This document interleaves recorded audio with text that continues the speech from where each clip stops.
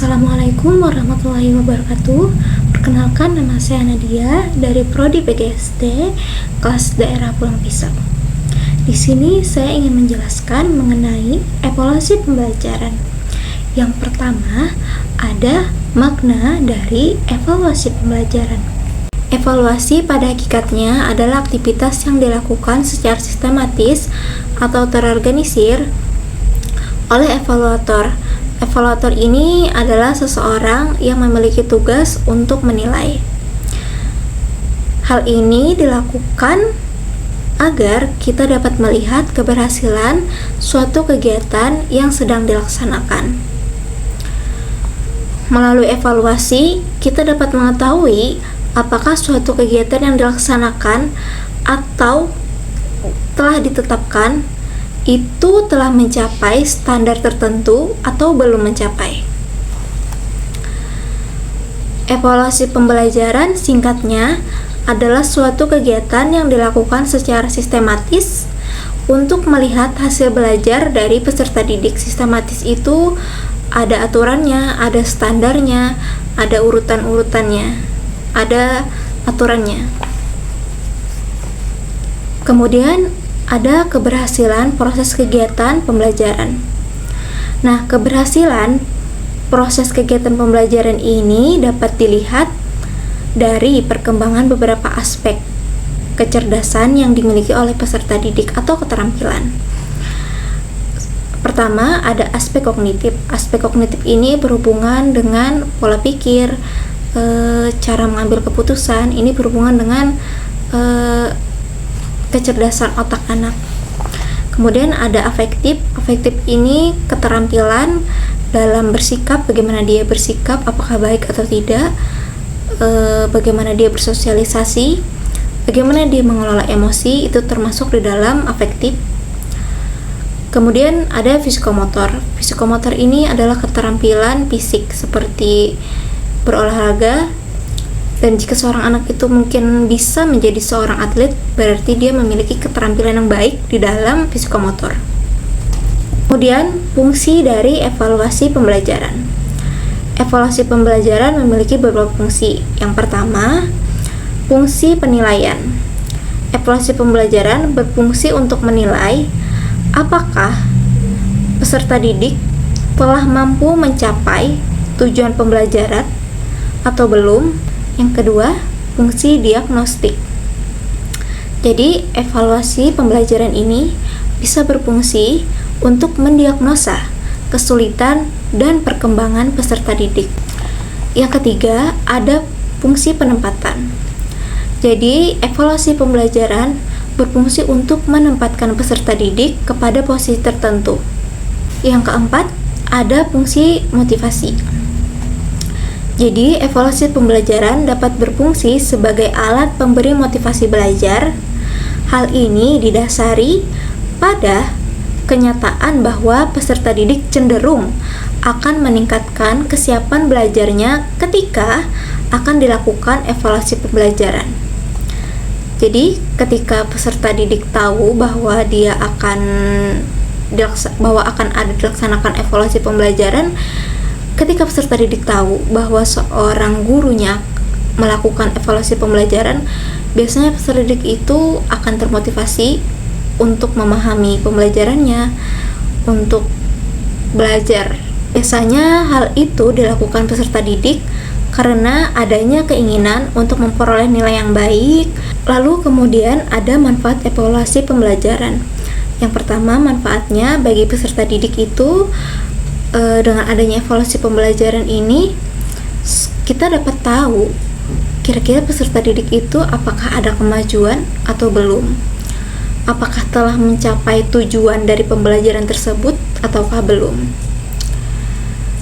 apakah ada kemajuan dari sisi kognitifnya, apakah ada kemajuan dari afektifnya, apakah ada kemajuan dari fisikomotornya, atau tidak ada sama sekali.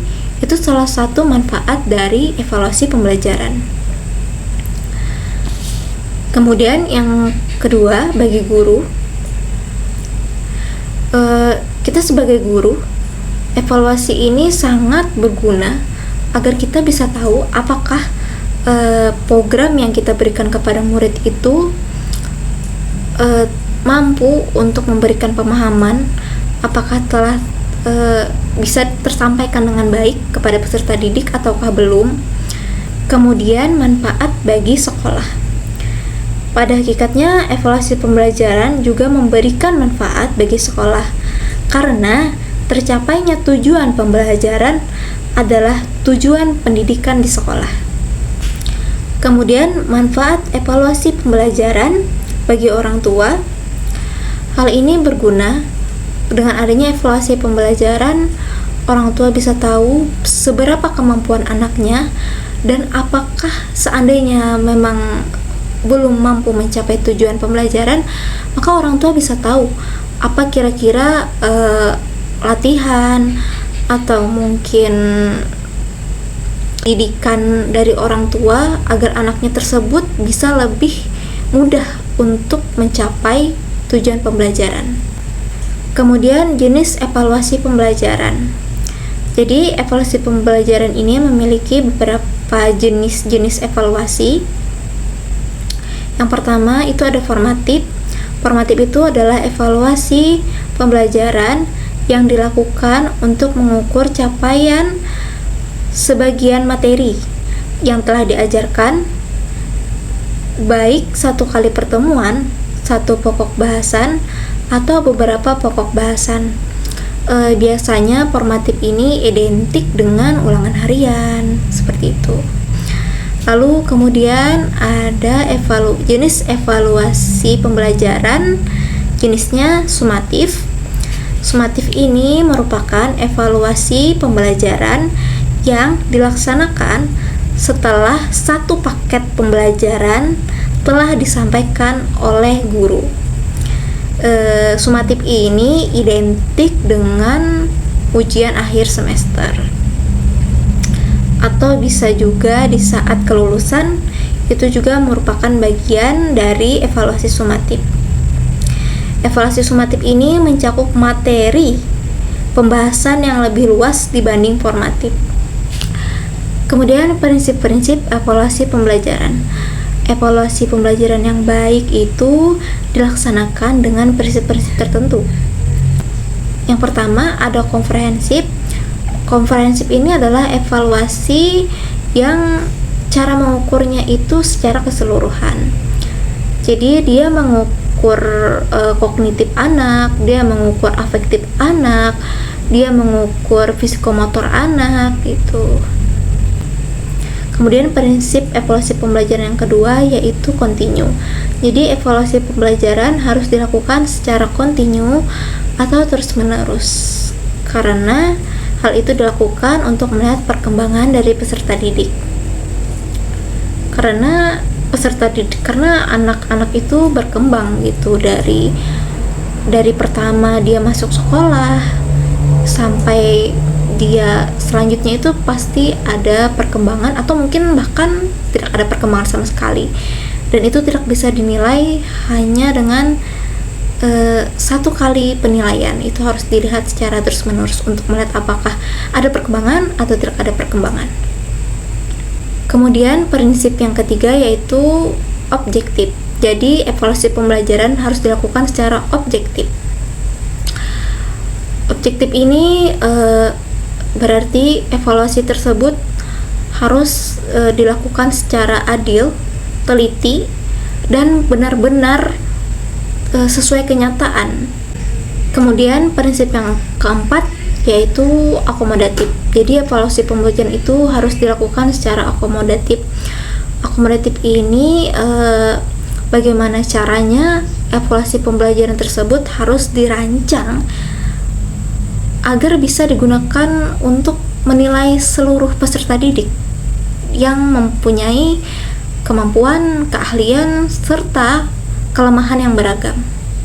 Lalu, bagaimana tahapan evaluasi pembelajaran?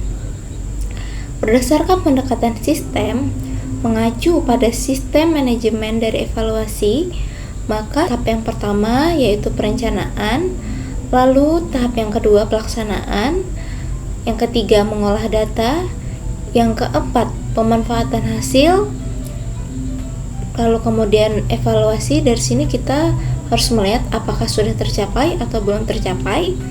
Jika belum tercapai, maka evaluasi tidak dapat dikatakan selesai. Lalu perencanaan itu apa? Perencanaan ini sangat berguna untuk mengarahkan proses evaluasi. Hal pokok yang harus direncanakan dengan baik dari evaluasi, yakni 1. Menentukan tujuan. B. Objek yang akan dievaluasi. Ini dapat berupa kegiatan maupun program peserta didik. Lalu yang ketiga, menentukan model evaluasi yang akan digunakan. Yang keempat, aspek-aspek yang akan diukur oleh evaluator juga harus ditentukan, harus direncanakan.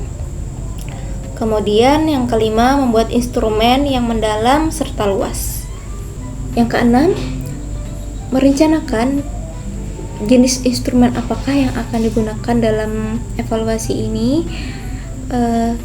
Ada beberapa pilihan jenis dan bentuk instrumen yang dapat digunakan dalam kegiatan evaluasi, tergantung pada tujuan evaluasi, objek evaluasi, beserta karakteristiknya, lalu aspek apakah yang akan diukur, dan faktor lainnya.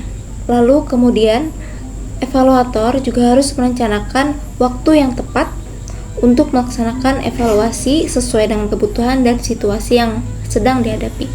Lalu merencanakan personal yang terlibat dalam evaluasi. Maksudnya evaluator perlu membentuk tim untuk merencanakan dan melaksanakan evaluasi tersebut. Untuk itu, evaluator perlu menetapkan jumlah dan peran masing-masing anggota timnya, sehingga setiap orang dapat berkontribusi pada pelaksanaan evaluasi ini dengan teratur dan baik. Lalu kemudian biaya dan sumber biaya. Evaluator perlu merumuskan biaya yang dibutuhkan untuk melaksanakan kegiatan evaluasi tersebut. Lalu, apa itu pelaksanaan?